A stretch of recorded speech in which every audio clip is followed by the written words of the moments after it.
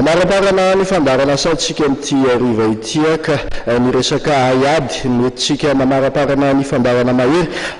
taorian'ny nananany ny filohan'ny Fédération Malagasy ny taranja taekwondo azy ka niteraka resabe teo amin'ny tontolon'ny ity taranja ity dia nitondra fanazavana manoloana ny resabe mandeha momba ity taranja ity Marindra Ramanatsoa zay tany teknikan'ny Fédération Malagasy ny taranja taekwondo. Temo ny DDN nandritran'izay fotoana zay tsy niteny mihitsy satria nietreritra fa tsy zay angamba fahendrena kanefa manoloana fanaratsiana sy ny fanasoketana ngara zay nazy lazana anazy ny directeur technique national dia tsy maintsy hiteny ihany zay suite n'le assemblée générale extraordinaire zay fanalana ny membre du comité exécutif zany nisy zavatra antony zay nitenen'ny ligue antony nanalana anay sy ny président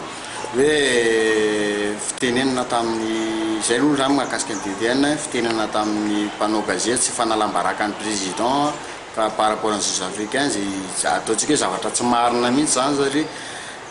raha angamba na anatina fédération anankiray ny directeur technique sy ny direction technique angamba misahana zany affaire technique zany fa tsy ny olo tsy ny hafa mihitsy raha misy zany sélection ana athlète na fanapahakevitra ara-technique raisina dia ny directeur technique no manapahakevitra amin'izany sélection fa tsy ny président mihitsy izay natonga anay niteny tamin'ny iny conférence de presse après tao anatina Jeux africains reny zany iny moa nanisany nanenjehana ny DDN hoe manaratsy sy manarabaraka amin'ny président dia allo fantatra mpanao taekwondo rehetrarehetra fa tsy izay mihitsy ny zava-misy fa dia araka ny teneniko teo. Ny faharoa misy miteny milaza hoe miantso sy manentana ny directeur technique national ny tsy andraisan'ny mpanao taekwondo stage any amin'ny stage solidarité olympique zay natao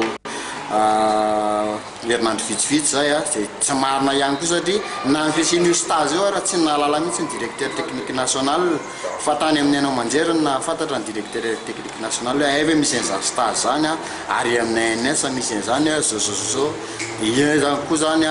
eto manamafy fa tsy mahafantatra mihitsy na kely ara zany stage zany dia zay tsy afahako m'inciter ny olona tsy hanatrika an'izany stage zany na ny convocation na za manana club eto Antananarivo tsy naharay an'izany convocation zany dia tsisy afaka ho teneniko momba ny stage zany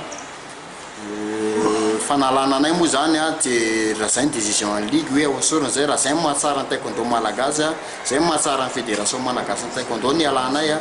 tsisy contre an'izany mihitsy fa atao eo anatin'ny ara-dalàna fotsiny fomba analana anay fa tsy coupe soroka mialatsina fomba fiteny fa coupe soroka ohatr'ireny ny fomba analana anay fa zay tsy toerana le anay eo fa ny anatsara ny taekwondo.